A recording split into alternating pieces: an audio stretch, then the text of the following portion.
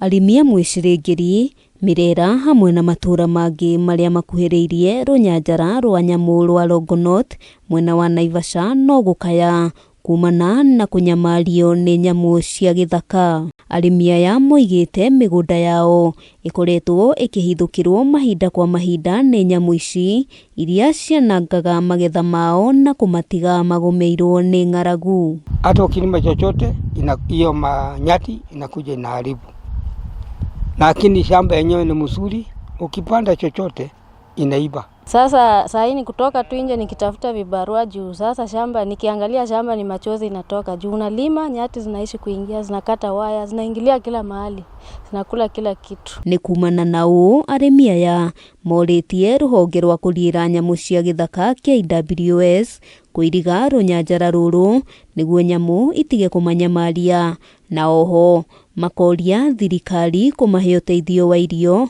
na mbegũ cia kũhanda kuona gũtirĩ kĩndũ mekũgetha. Tumejaribu hadi tume give up.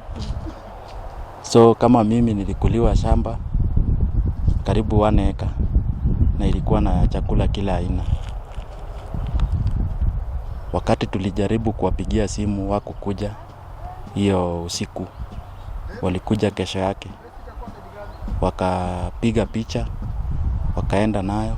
Aingĩ ao matarĩirie nĩ makuĩte ngoro harĩ ũrĩmi kuona thithino na metungumania mao megangaragwo namo nĩ nyamũ na kũmatiga na hathara. Niko na demu hapa, nilikuwa nimepanda sukuma ndio niuse hii mwezi wa 8 kukiwa na jua ndio nipate kitu kidogo, lakini hiyo yote imepotelea mbali.